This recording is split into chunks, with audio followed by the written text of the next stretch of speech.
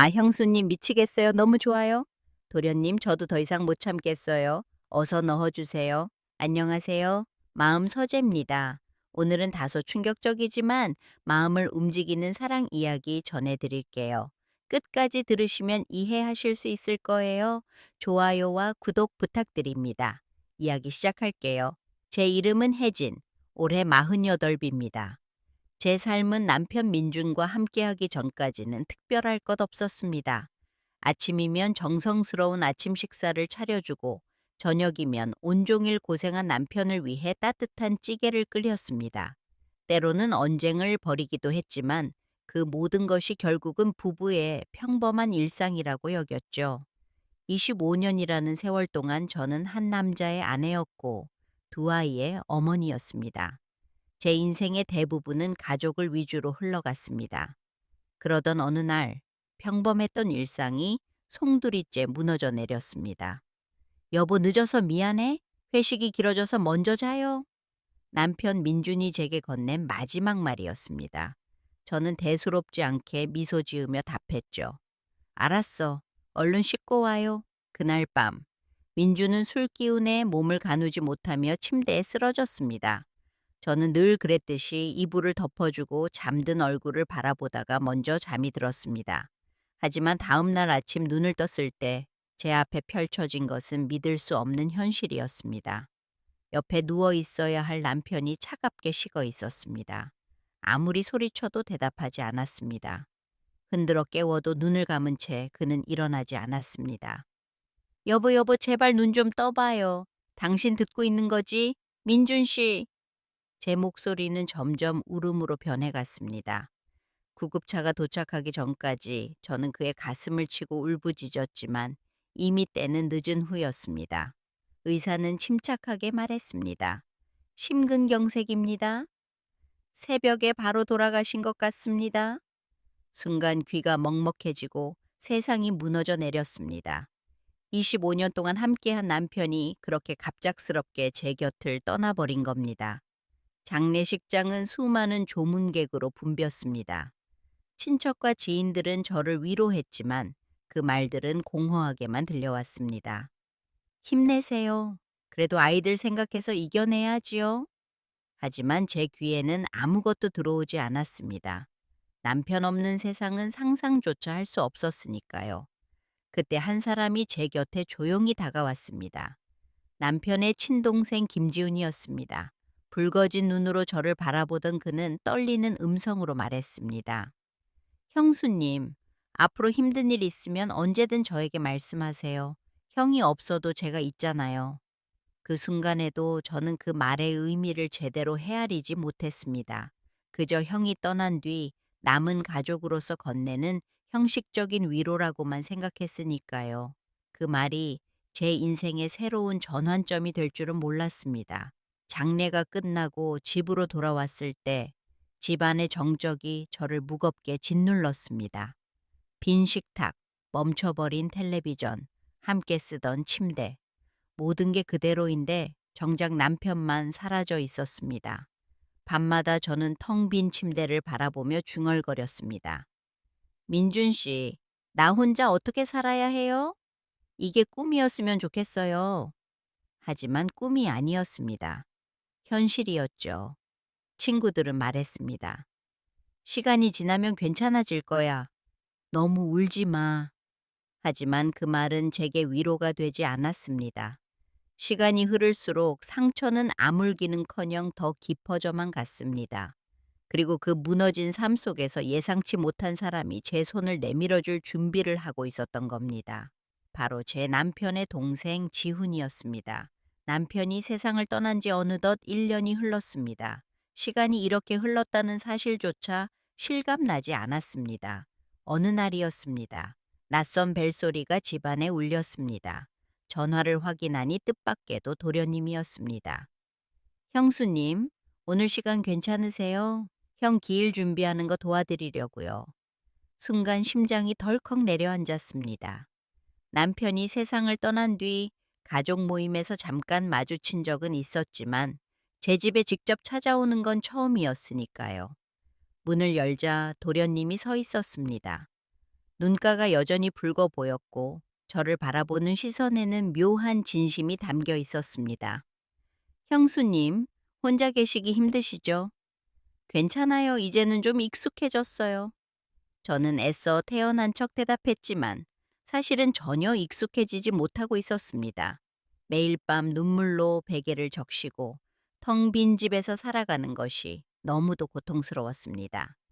도련님은 잠시 저를 바라보다가 조용히 말했습니다. 형수님, 너무 혼자 계시지 마세요. 사람도 만나고 바람도 쐬셔야죠. 그의 목소리는 차분하고 다정했습니다.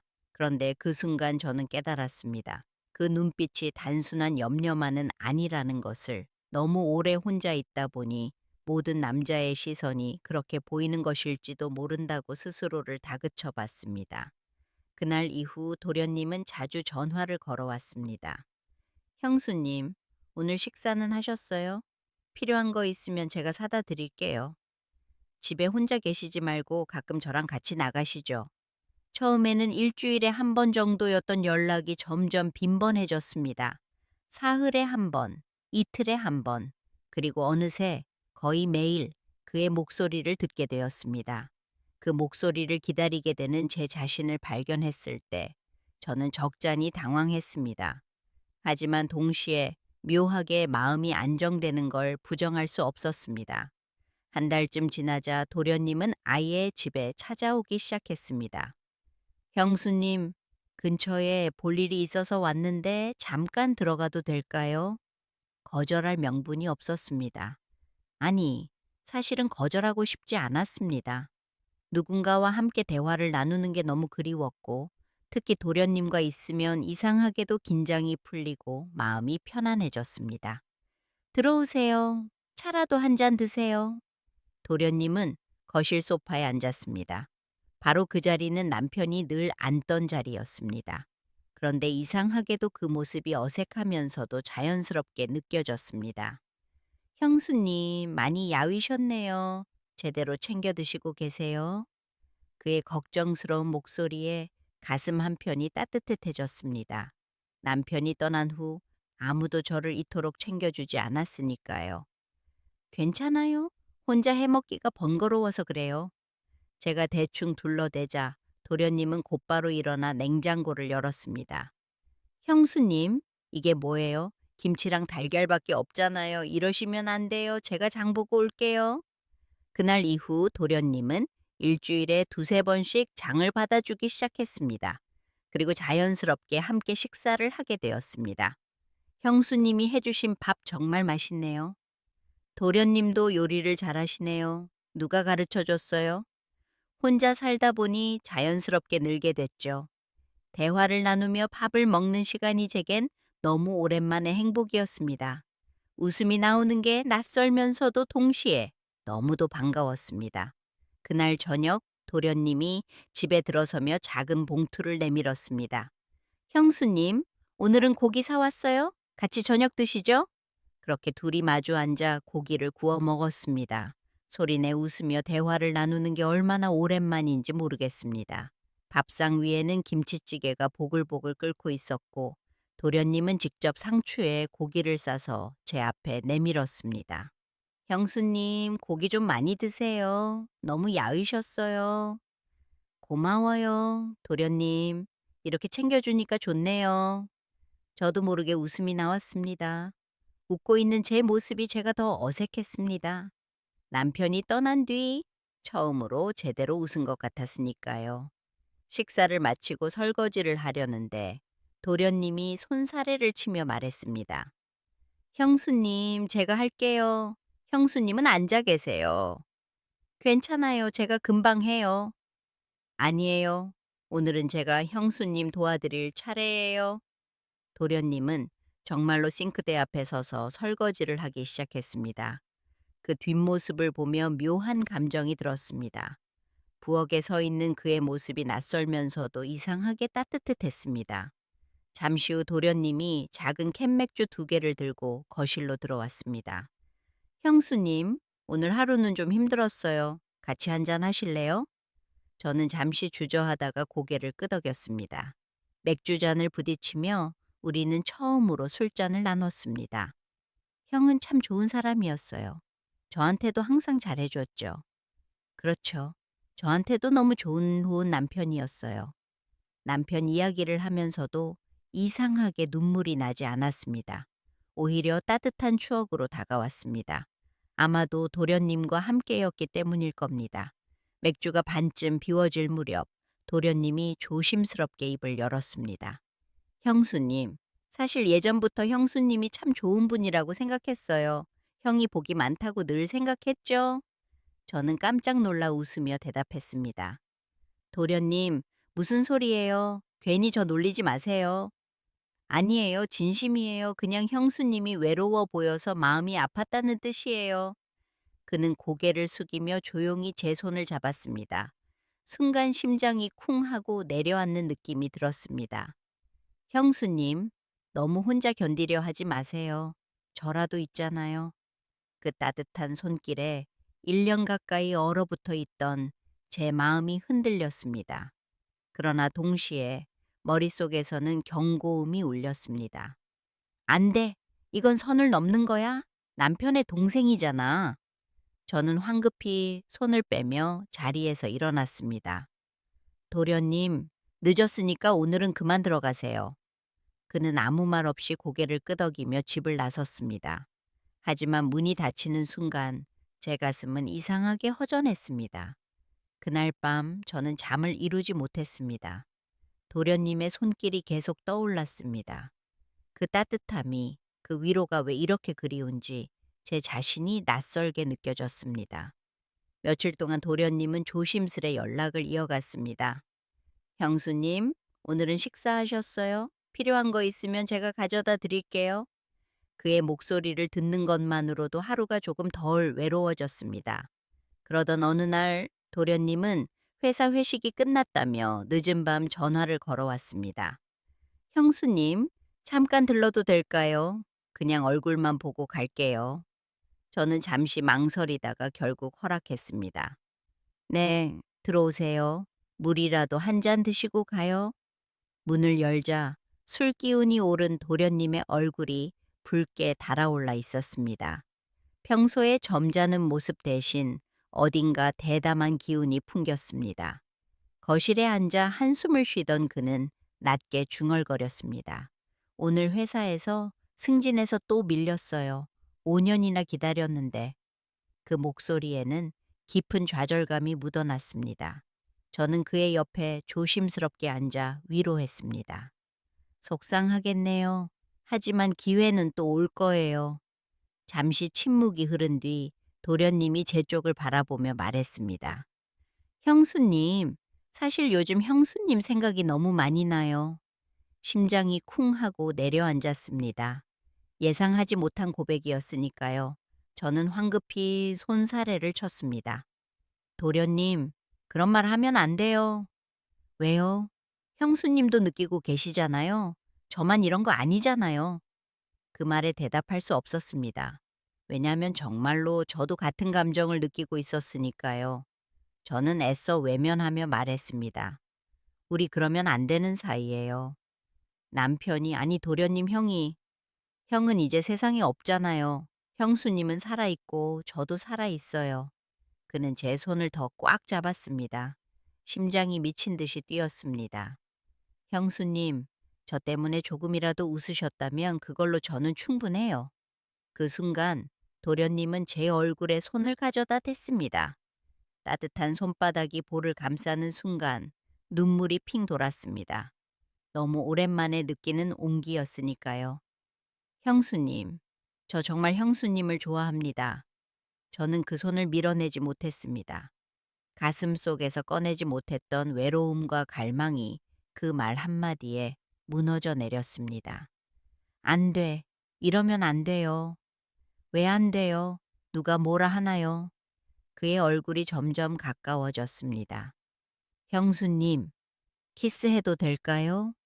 저는 눈을 감았습니다. 더 이상 거부할 힘이 없었습니다. 그의 입술이 제 입술에 닿는 순간 지난 1년간 얼어붙었던 제 마음이 녹아내리기 시작했습니다.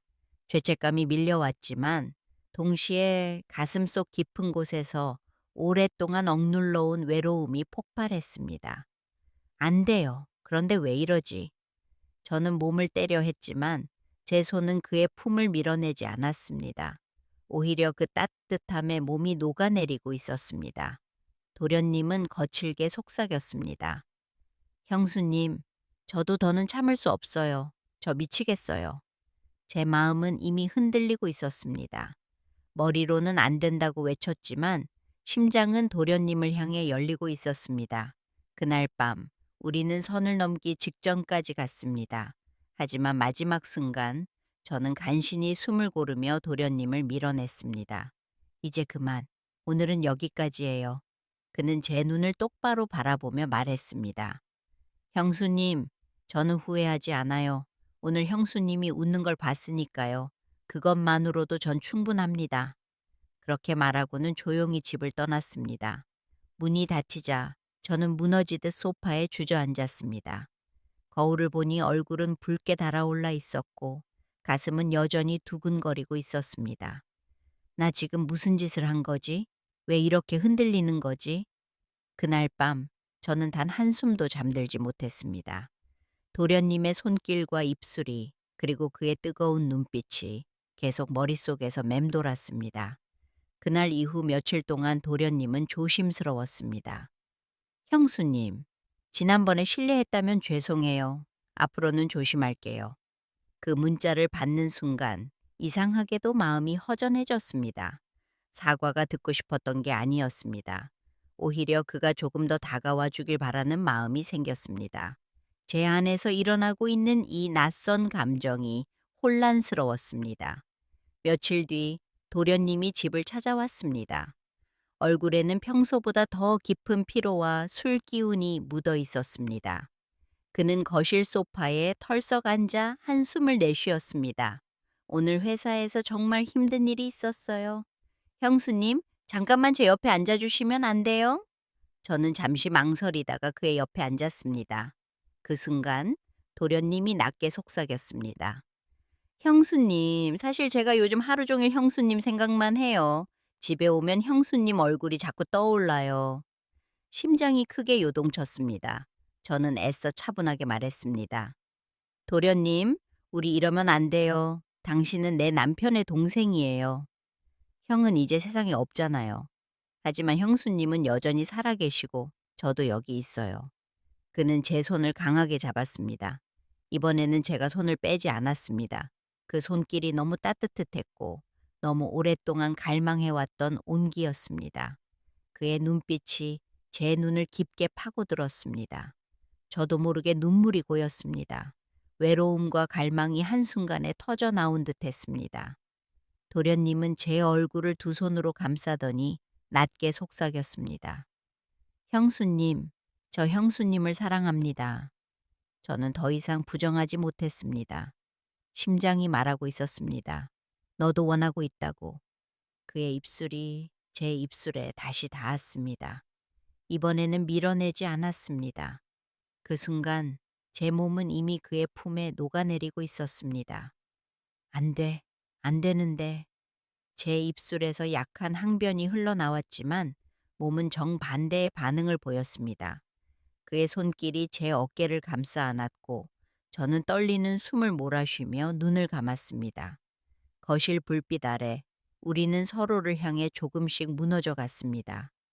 긴장과 죄의식 그리고 억눌린 욕망이 한꺼번에 터져 나오는 순간이었습니다.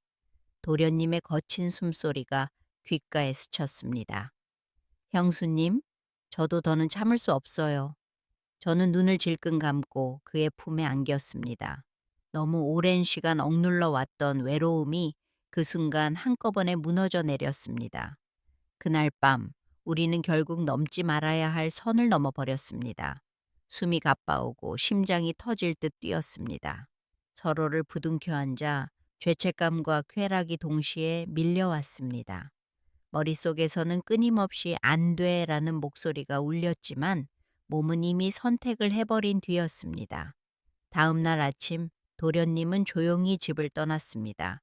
남겨진 저는 거울을 바라보다가 결국 무너져 울음을 터뜨렸습니다. 나 도대체 무슨 짓을 한 거지? 어떻게 이런 일이? 하지만 핸드폰에 도련님에게서 온 메시지를 본 순간 또다시 복잡한 감정이 몰려왔습니다. 형수님, 저는 후회하지 않아요. 오늘 밥 잘 챙겨 드시고요. 그 문자를 읽는 순간 또 눈물이 흘렀습니다.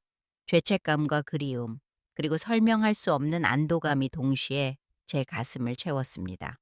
도련님은 조용히 떠났지만 그의 천은 제 피부에 그대로 남아 있었습니다. 저는 거울 앞에서 한참을 서 있었습니다. 얼굴은 창백했고 눈가는 붉게 부어 있었지만 제 눈동자에는 알 수 없는 빛이 스쳐 지나가고 있었습니다. 나 정말 무슨 짓을 한 거지? 스스로를 책망하면서도 제 마음 한구석에서는 이상하게 안도하는 감정이 피어올랐습니다. 누군가에게 안긴 게, 누군가의 온기를 느낀 게 너무도 오래된 일이었으니까요. 하지만 며칠 동안 저는 연락을 피했습니다. 저에겐 시간이 필요했어요. 하지만 결국 침묵은 오래가지 않았습니다. 도련님은 직접 집을 찾아왔습니다. 형수님, 저랑 잠깐 이야기 좀 해요. 저는 그를 마주하자마자 고개를 저었습니다. 도련님, 우리 이러면 안 돼요. 당신은 내 남편의 동생이에요. 형수님, 우리가 누구에게 해를 끼쳤나요? 형도 형수님이 불행하게 사는 걸 바라진 않을 거예요. 그의 목소리는 간절했고 눈빛은 흔들림이 없었습니다. 제 마음이 무너져 내렸습니다. 그렇게 다시 그의 품에 안겼습니다. 죄책감보다는 그리움이, 도덕보다는 감정이 더 컸습니다. 그날 이후 우리의 관계는 본격적으로 시작되었습니다. 겉으로는 여전히 형수와 도련님이었지만 집안에서는 전혀 다른 관계가 되어버렸습니다. 형수님, 오늘 마트에서 좋은 재료가 있어서 사왔어요. 고마워요. 그럼 오늘은 제가 맛있게 요리할게요. 우리는 함께 장을 보고 함께 요리를 하고 함께 식탁에 앉아 밥을 먹었습니다. 식탁 위에 놓인 음식은 단순한 밥상이 아니라 서로의 외로움을 달래주는 매개체가 되었습니다. 설거지를 하다 우연히 손이 스칠 때마다 심장이 빠르게 뛰었습니다. TV를 보다가 어깨가 닿으면 그 작은 접촉이 전기처럼 온몸을 휘감았습니다. 형수님, 이렇게 지내는 게 너무 행복해요. 저도요. 하지만 가끔은 무서워져요. 무섭단요? 이 모든 게 꿈만 같아서 언젠가 깨져버릴까봐 두려워요. 그러자 도련님은 제 손을 꼭 잡았습니다. 형수님, 깨지지 않게 지켜드릴게요. 그 말 한마디에 눈물이 고였습니다. 지금까지 저를 이렇게까지 붙잡아준 사람은 없었습니다. 한 달쯤 지나자 우리의 관계는 더 자연스러워졌습니다. 이제는 함께 있는 시간이 당연해졌고 서로를 바라보는 눈빛은 더 깊어졌습니다. 형수님, 오늘 밤에도 여기서 함께 있어도 될까요? 저는 잠시 주저하다가 고개를 끄덕였습니다. 하지만 이렇게 자주 오시면 이웃들이 이상하게 생각할 거예요. 그럼 제가 더 조심스럽게 올게요. 아무도 눈치채지 못하게. 실제로 도련님은 늦은 밤에 조심스럽게 찾아와 새벽녘에 집을 나가곤 했습니다. 마치 비밀 연인처럼 우리는 남몰래 사랑을 키워갔습니다. 도련님, 나 당신이 너무 좋아요. 그 말이 제 입에서 흘러나올 때마다 죄책감과 쾌감이 동시에 밀려왔습니다. 도련님은 저를 끌어안으며 속삭였습니다. 형수님, 저도 미칠 것 같아요. 형수님이 없으면 하루도 못 견딜 것 같아요. 우리는 서로에게 점점 더 깊이 빠져들었습니다. 위험하다는 것을 알면서도 멈출 수 없었습니다. 하지만 그 행복 속에는 늘 불안이 숨어 있었습니다. 혹시라도 누군가 알게 된다면, 이웃들이 알게 된다면, 시어머니가 알게 된다면, 그 생각만 하면 가슴이 철렁 내려앉았습니다. 하지만 도련님의 따뜻한 품에 안기는 순간만큼은 그 모든 불안이 사라졌습니다. 어느 날 저녁, 우리는 식탁에 나란히 앉아 도련님이 사온 반찬을 먹으며 소소한 대화를 나누고 있었습니다. 형수님, 이 반찬 맛있네요. 시장 아주머니가 손맛이 참 좋아요. 정말 그러네요. 도련님이 장 보러 다녀와 주셔서 덕분에 저도 이렇게 잘 먹네요. 웃음이 번져가던 바로 그때 갑자기 현관벨이 울렸습니다. 순간 제 손에서 젓가락이 덜컥 떨어졌습니다. 도련님도 놀란 눈빛으로 저를 바라보았습니다. 혹시 누군가 약속이라도 있으셨어요? 아니요, 전혀요. 조심스럽게 인터폰을 확인한 순간 화면 속에는 낯익은 얼굴이 보였습니다. 시어머니였습니다. 어머니, 제 목소리가 떨렸습니다. 도련님 역시 굳어버렸습니다. 어떡하죠, 형수님? 지금 제가 나가야 할까요? 잠깐만요. 움직이지 말아요. 가슴이 미친 듯이 뛰었습니다. 서둘러 거실 불을 일부러 조금 어둡게 하고 도련님은 급히 안방으로 몸을 숨겼습니다. 그 짧은 순간에도 우리는 서로의 손을 꼭 붙잡고 있었습니다. 현관문을 열자 시어머니가 들어오셨습니다. 혜진아, 갑자기 미안하다. 그냥 네 얼굴이 보고 싶어서 왔다. 저는 억지로 웃음을 지으며 대답했습니다. 어머니, 오랜만이에요. 들어오세요. 차라도 드릴게요. 하지만 제 목소리는 떨리고 있었고 손끝은 차갑게 식어 있었습니다. 시어머니는 집안을 둘러보며 말했습니다. 집이 너무 조용하구나. 혼자 지내니 많이 힘들지? 괜찮아요, 어머니. 이제는 좀 익숙해졌어요. 대화를 이어가면서도 저는 안방 문 너머에 숨어 있는 도련님의 존재 때문에 진땀을 흘렸습니다. 혹시 문이 삐걱 소리를 내면 어떡하나? 혹시 시어머니가 눈치채면 어떡하나? 잠시 후 시어머니가 싱크대를 보며 중얼거렸습니다. 혜진아, 너 혼자 이렇게 정갈하게 차려 먹었단 말이니? 음식이 꽤 많은데. 그 순간 심장이 쿵 내려앉았습니다. 오늘 저녁 도련님과 함께 먹은 흔적이 그대로 남아 있었던 겁니다. 저는 급히 둘러댔습니다. 아, 아까 이웃이 반찬을 좀 나눠주셔서요. 그래서 혼자 먹긴 많았네요. 시어머니는 제 눈을 똑바로 바라보았습니다. 그 시선에 온몸이 굳었습니다. 하지만 다행히 그녀는 더 묻지 않았습니다. 그래, 혼자 있으니까 사람들이 도와주기도 하지. 다행이구나. 한참을 이런저런 이야기를 나눈 후 시어머니는 자리를 털고 일어났습니다. 이제 가볼게. 다음에는 미리 연락하고 올게. 문이 닫히자마자 저는 숨을 몰아쉬며 소파에 털썩 주저앉았습니다. 안방에서 조심스럽게 나온 도련님도 식은땀을 흘리고 있었습니다. 형수님, 우리 방금 정말 큰일 날 뻔했어요. 그러니까요. 심장이 아직도 두근거려요. 우리는 서로를 바라보며 긴장과 두려움에 사로잡혔습니다. 하지만 동시에 들킬 뻔했다는 그 아찔한 순간이 우리 사이를 더욱 끌어당기고 있다는 걸 느꼈습니다. 그날은 유난히 비가 많이 내리던 저녁이었습니다. 도련님은 평소보다 조금 이른 시간에 제 집에 와 있었습니다. 저녁을 함께하고 우리는 소파에 나란히 앉아 이런저런 이야기를 나누다 결국 서로의 손을 꼭 잡았습니다. 그의 고백에 제 가슴도 따뜻해졌습니다. 도련님, 나도 그래요. 하지만 우리 너무 조심해야 해요. 그 말이 끝나기도 전에 그는 제 몸을 감싸 안고 입술을 포개왔습니다. 긴장과 설렘, 그리고 멈출 수 없는 갈망이 뒤섞이며 그 순간 우리는 다시금 서로의 품으로 파고들었습니다. 방 안에는 억눌린 욕망과 갈등이 한꺼번에 터져 나오는 소리들이 섞여 흘러나왔습니다. 숨소리와 신음이 이어졌고 세상은 오직 우리 둘뿐인 듯 했습니다. 하지만 그 순간 우리는 몰랐습니다. 현관 앞에 시어머니가 서 있었다는 사실을. 며칠 전부터 시어머니는 계속해서 도련님의 차가 우리 집 앞에 세워져 있는 것을 보고 불길한 예감을 품었습니다. 설마 아니겠지. 하지만 불안은 커져만 갔습니다. 결국 그날 확인하지 않고는 견딜 수 없다는 마음으로 우산을 쓰고 제 집을 찾은 것입니다. 초인종을 눌러도 대답이 없자 시어머니는 집 밖에서 잠시 망설였습니다. 그런데 창문 너머로 희미하게 흘러나오는 소리에 발걸음이 멈췄습니다. 도련님, 안 돼요. 그런데 형수님, 너무 좋아요. 순간 시어머니의 얼굴은 충격으로 얼어붙었습니다. 귀를 의심했지만 분명 두 사람의 목소리였습니다. 말도 안 돼, 이럴 수가. 분노와 배신감이 한꺼번에 몰려온 시어머니는 거칠게 현관문을 두드렸습니다. 혜진아, 문 열어. 혜진아. 방 안에서 우리는 소스라치게 놀라 몸을 떼었습니다.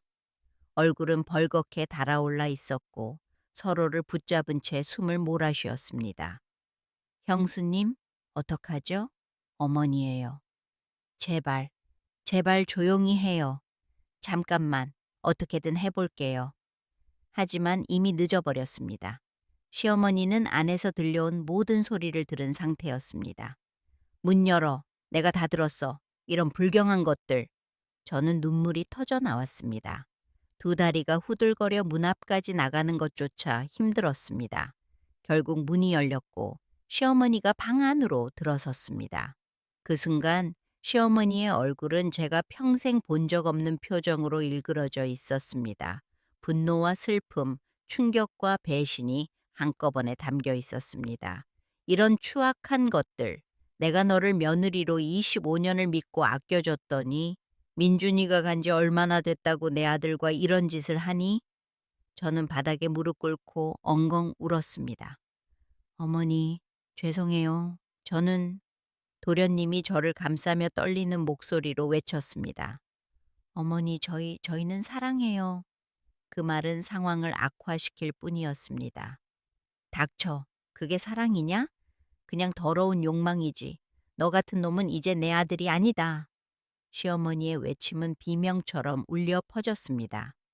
저는 바닥에 엎드려 오열했고 도련님은 울컥한 눈빛으로 시어머니 앞에 무릎 꿇으며 외쳤습니다.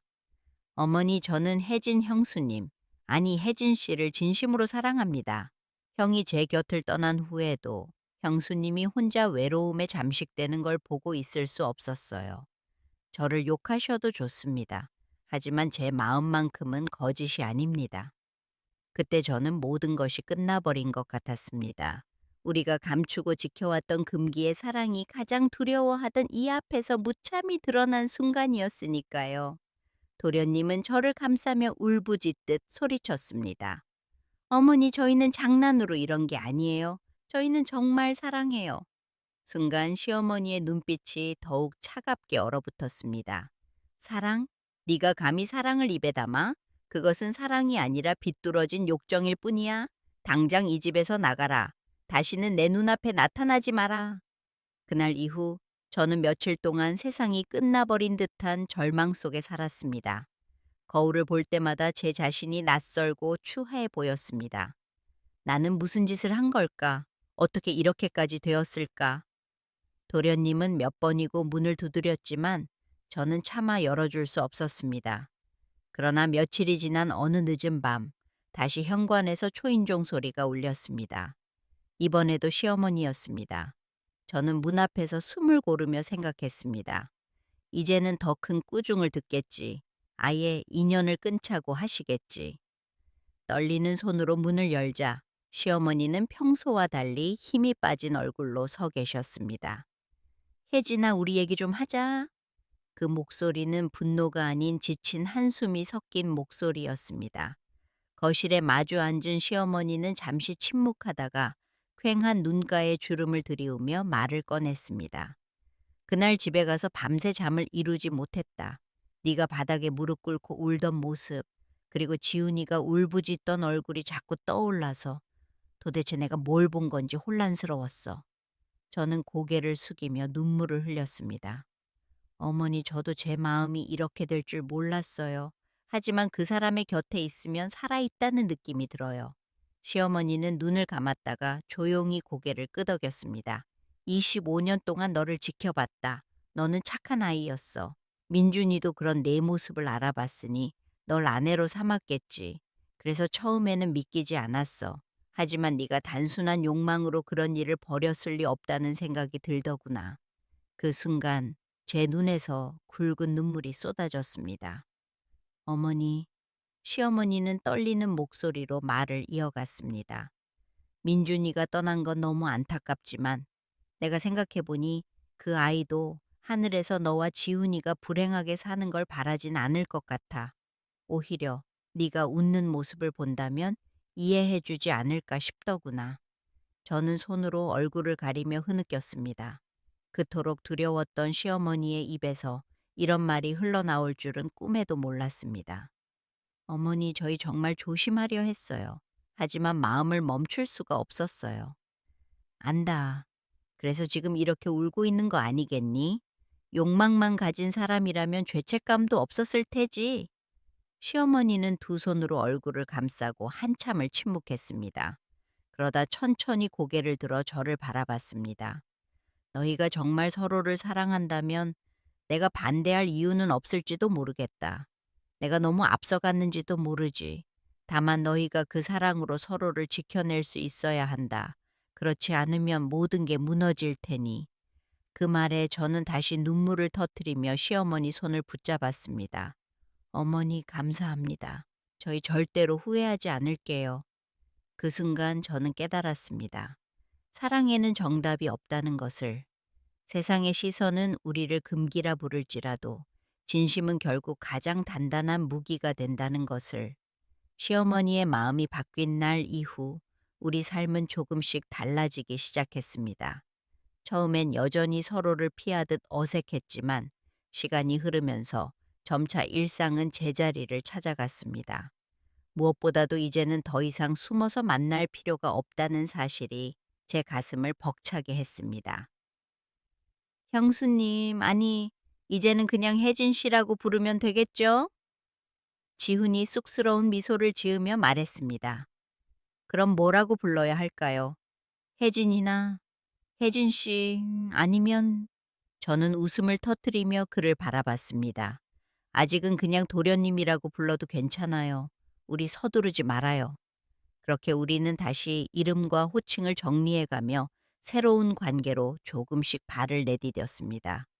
반년쯤 뒤 시어머니의 축복 속에서 우리는 조용한 결혼식을 올렸습니다. 화려하지 않았습니다. 친척 몇 명과 아이들, 그리고 시어머니만이 자리한 작은 예식이었지만 그날의 공기는 그 어떤 결혼식보다 따뜻했습니다. 예식이 끝난 뒤 시어머니는 제 손을 꼭 잡고 말했습니다. 혜진아, 이제는 더 이상 죄책감 같은 건 갖지 말아라. 너희가 진심으로 서로를 사랑한다면 민준이도 하늘에서 미소 지을 거다. 그 말에 저는 눈물을 글썽이며 고개를 끄덕였습니다. 어머니, 저도 그렇게 믿어요. 민준 씨가 좋은 사람을 제 곁에 남겨준 거라고 생각하려고요. 결혼 후 1년, 우리의 집에는 새로운 생명이 기적처럼 찾아왔습니다. 늦은 나이였기에 더욱 하늘이 보내준 선물이라 확신했어요. 아이의 작은 손을 잡으며 저는 다시금 울음을 터뜨렸습니다. 지훈 씨, 아니 여보, 우리 아이예요. 이렇게 작은 손으로 우리를 붙잡고 있네요. 그는 눈가가 젖은 채로 제 어깨를 감싸며 말했습니다. 혜진 씨, 이 순간만으로도 저는 세상 누구보다 행복해요. 시어머니 역시 아이를 품에 안고 환하게 웃으셨습니다. 민준이가 하늘에서 이 아이를 보내준 게 분명하다. 참으로 기적 같은 일이구나. 그 말을 들으며 저는 더 이상 과거에 얽매이지 않았습니다. 남편을 그리워하는 마음은 여전히 남아 있었지만 그것은 죄책감이 아닌 감사의 감정으로 변해 있었습니다. 그가 나에게 이렇게 소중한 사람을 남겨주고 떠났구나. 이제 우리는 당당한 가족이 되었습니다. 도련님은 남편이 되었고 저는 아내가 되었으며 시어머니는 여전히 한 집안의 기둥처럼 우리 곁을 지켜주고 계셨습니다. 저녁 무렵 작은 식탁에 둘러앉아 웃으며 식사를 나누는 순간 저는 속으로 조용히 되뇌었습니다. 사랑에는 정답이 없구나. 세상이 뭐라 하든 결국 중요한 건 서로를 진심으로 아끼고 행복하게 만들어주는 마음뿐이야. 때로는 사랑이 예상치 못한 모습으로 찾아오기도 합니다. 금지된 관계라고 여겨졌던 사람들의 비난 속에서 자라난 감정이 결국 진정한 사랑으로 피어나기도 합니다. 저는 이제 부끄럽지 않게 말할 수 있습니다. 네, 저는 제 남편의 동생과 사랑에 빠졌습니다.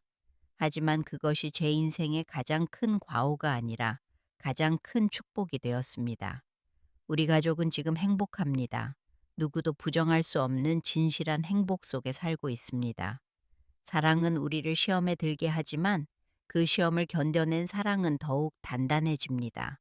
그리고 저는 그 사랑을 끝내 선택했습니다. 이제는 두렵지 않습니다. 제가 걸어온 모든 길이 결국 저를 이 행복으로 데려다 주었으니까요. 여러분, 오늘도 긴 이야기 끝까지 함께 해주셔서 감사합니다. 여러분은 오늘 이야기를 어떻게 받아들이셨나요? 댓글로 여러분의 생각을 남겨주세요. 그리고 더 많은 사연과 이야기를 만나고 싶으시다면 구독과 좋아요, 알림 설정 꼭 부탁드립니다. 사랑과 인생의 모든 순간을 함께 나누는 곳, 마음 서재였습니다. 다음 이야기에서 또 만나요.